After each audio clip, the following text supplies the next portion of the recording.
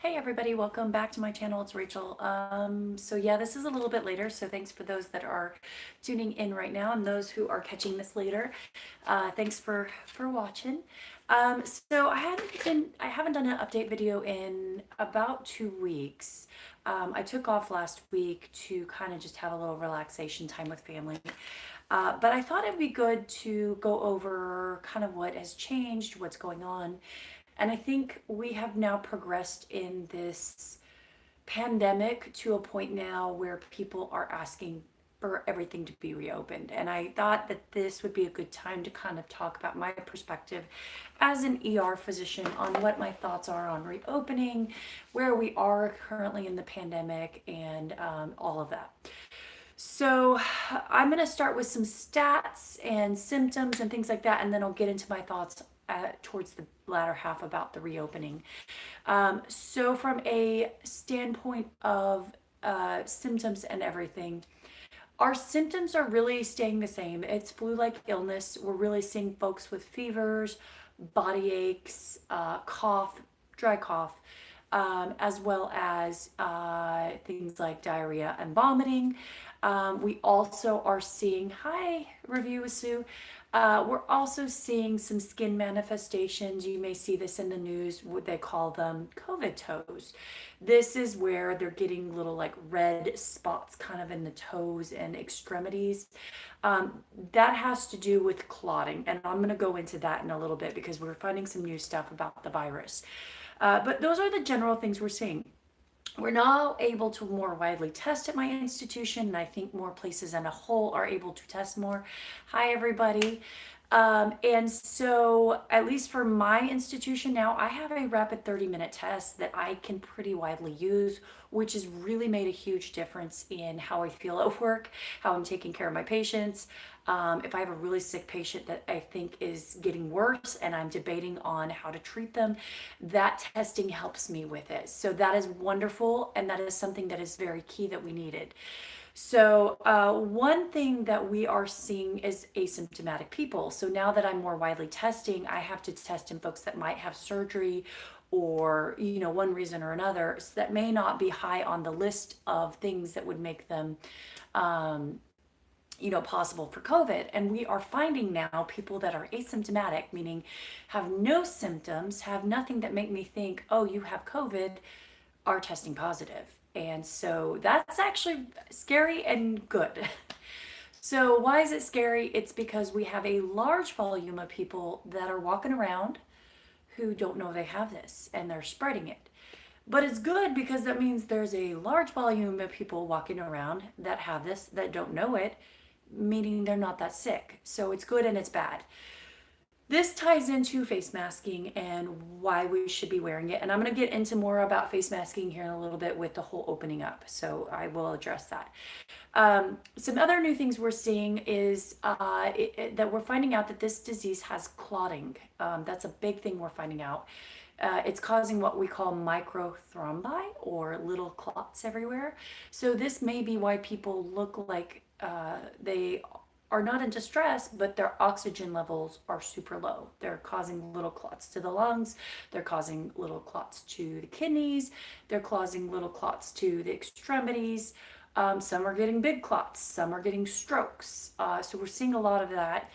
And it's not responding to all the anticoagulants or medicines that thin the blood. It's only responding to some of them, which makes it very difficult to treat. It's also hitting young people.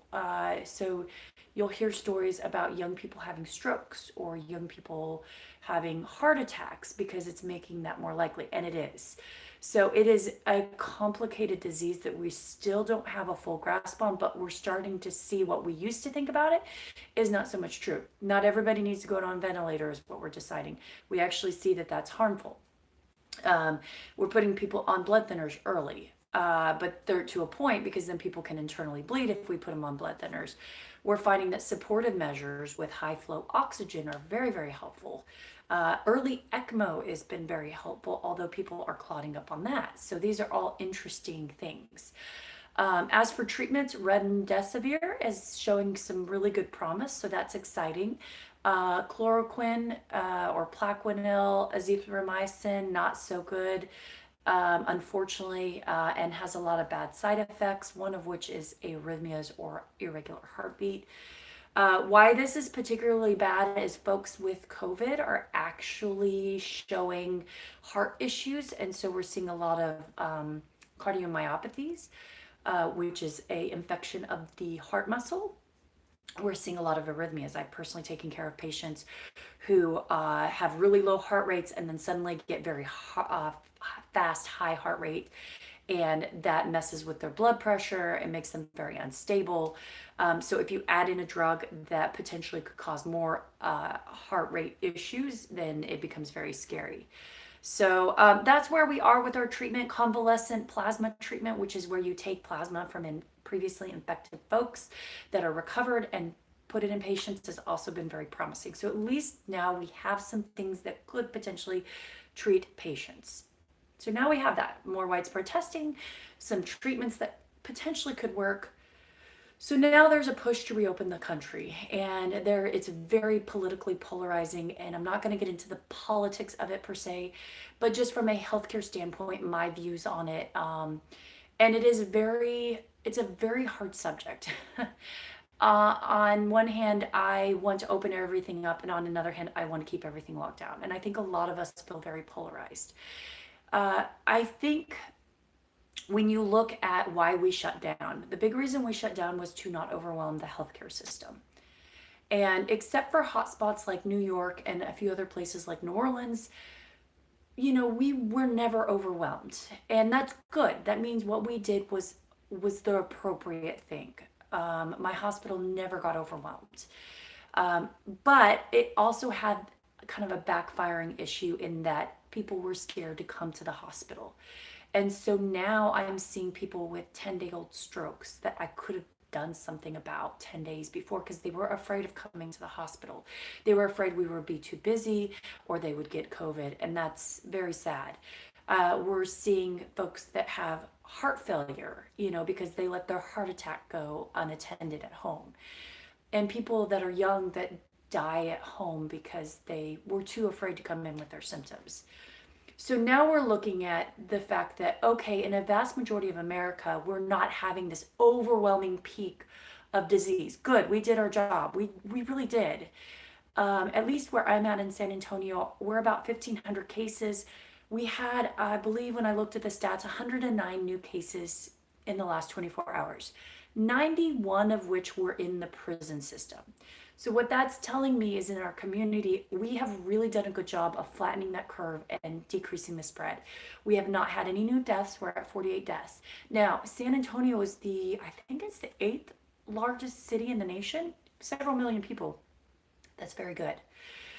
There's a very low percentage of the population. So in places like San Antonio, where we're not having a massive outbreak, it's okay, I think, to start slowly reopening parts of society. I think you have to. People have to not be afraid to go to the hospital. People need to go see their doctors. People need to get out and go walk, things like that. People need it for their mental sanity. Does that mean that I think everything should be open? Absolutely not. And I don't think it should be a free-for-all. I think this needs to be a very calculated, stepwise, phased in procedure, which is what is happening here, with the ability to phase back if at all it goes the wrong way. So for example, here, and this is just my city, we still have a stay-at-home order, meaning non-essential stuff, they don't want you going out unless it's a specific business that is under what is open. And so the state of Texas in particular has come up with certain things that can be open right now. So for example, you can have restaurants open at 25% capacity. Does that mean every single restaurant in the city is open up? No, most of them have not, because it's not worth it financially for them to open up. Most of us are not going to go to restaurants and dine in. I personally am not going to dine in a restaurant. I am starting to slowly take out more food, whereas I was cooking at home more. And so I don't think you're going to see a big rush of people just going to the restaurant. There will be some one-off places there. Retail to go. So meaning like I wanted to pick up paint for my house. We were painting the deck. We could call in our order and pick it up. That kind of stuff they're starting to allow. Now, hair salons are not open. things like that. Those are still too close contact. There's not a good way to mitigate transmission when you've got to get up into someone's face. So I don't think hair salons should be opened up yet. I think in a couple weeks, probably. Places like nursing homes, I'm sorry, those need to stay locked down for a long, long time. Our elderly are at very high risk. We all want to see our loved ones, but those places need to stay in a hard lockdown because if the virus gets into those places, it will spread like wildfire. Bars are super high risk. Those need to stay down, shut down for quite a long period of time. And I also think it was very wise that we keep schools closed down. I, more than anyone, cannot homeschool. I'm awful at it. It's driving me nuts. But I do think that that was a good idea because children get the virus, they just don't get it severely, and they have very low mortality rates, but they can still spread it about. And so that becomes an issue because they go and see granny and they go see their mom or whoever, and then they spread the virus. So I am agreeing that schools need to stay locked down. I'm really hoping that we will not need to do it in the fall. Now, why I'm kind of conflicted. A part of me as a healthcare worker does not want to see things open up because I love the fact that our rates are so low, as specifically here. But at the same time, I know this can't go on forever. Our economy is going down the drains. I'm seeing the direct effects of it. I have family members that have lost jobs. I have seen people who have mental breakdowns that come to my ER from severe depression. I have had colleagues. We had a colleague in the emergency world that killed themselves because they couldn't help someone. You know, suicide, death, depression, all of that. It is going up as the economy tanks. So you got to weigh that a little bit.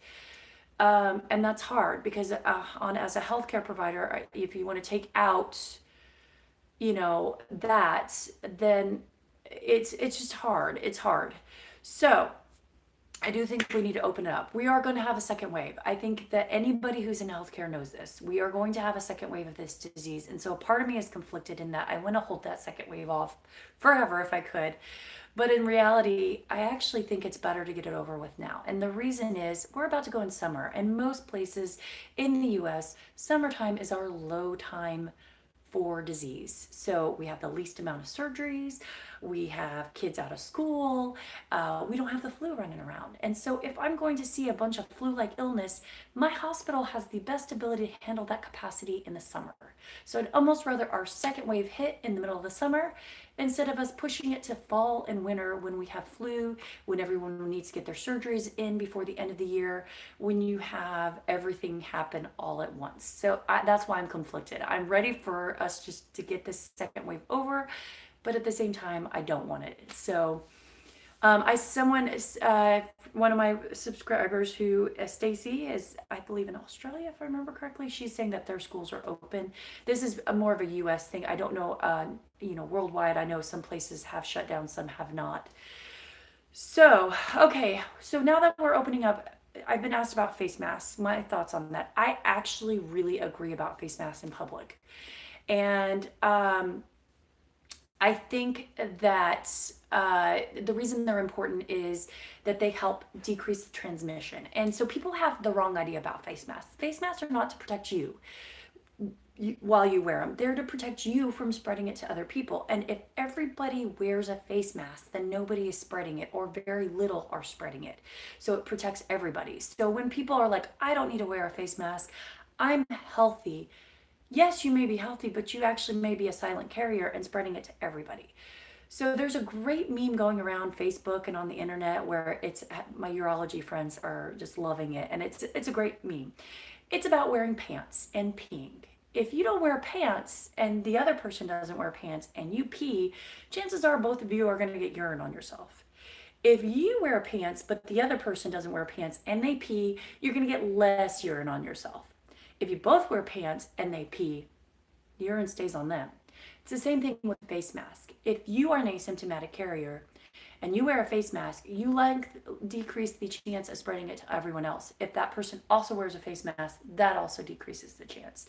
So that is why I think face masks are so important if you're anywhere within a certain amount of enclosed space of other people. So if you're going out in the nature and you're not near anybody else, you don't need to wear a face mask while you're exercising. In fact, shaming people about going running when they're not by other people and not wearing a face mask is kind of not cool. I've seen a lot of that. If you're out in the middle of nowhere, you don't need to wear a face mask. But if you're, let's say, in the city and you're running, it's probably the best idea to have like a bandana that you can pull up when you run by somebody or walk by somebody, so that you are protecting yourself and them as well. Um, so yeah, that's why I think face masks are so very important. I also think opening up things like beaches and national parks and all that within reason are very important.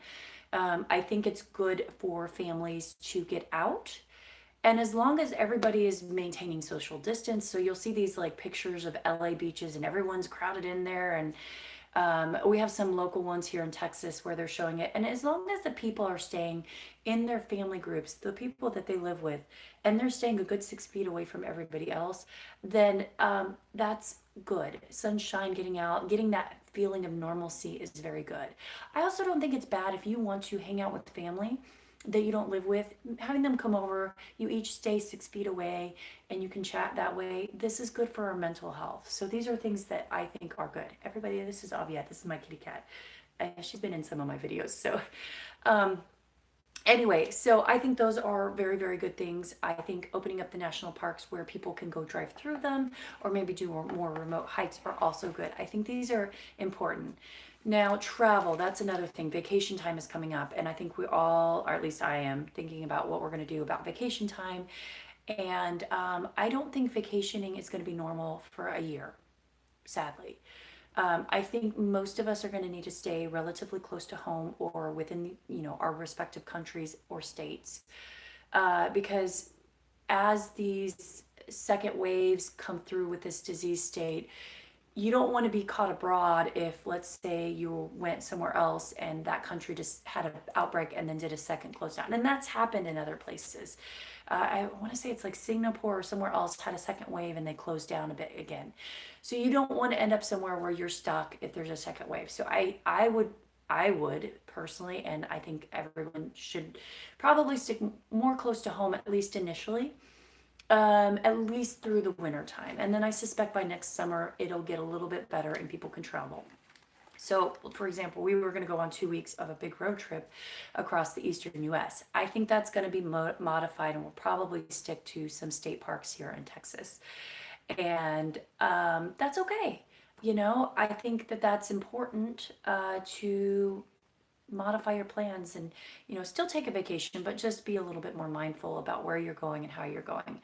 I don't think air travel is going to be the same for a long time. A lot of the airlines are asking us to wear masks if you can even get flights. I think in May, some of our local US airlines are finally opening up some international travel, but it's few and far between and very unreliable. So yeah, we're going to be a little not globally connected for a while. So that's it. That's really all the updates I have for you guys. I tried to answer a lot of the questions on my last video in the comments below. But if you guys have any questions or things you want me to address, let me know. I will say in my hospital right now, we're not seeing a lot of COVID cases, like I said earlier in the video. I am curious now that Texas is officially opened up on May 1st, how our cases are going to go. So I will try to update at the end of next week and let you guys know, what's going on now that we're doing more cases, now that they're opening up for surgeries, now that they're doing all this stuff. Like, how is it going? And if you guys want, give your thoughts below about what you think about opening up. I know it's a very controversial subject. And I don't think there is a right or a wrong answer. That's the problem with it. So people are very polarized and divided on this. And I think we've got to go slow and stepwise, which is hard. So anyway, guys, I will see you later and bye.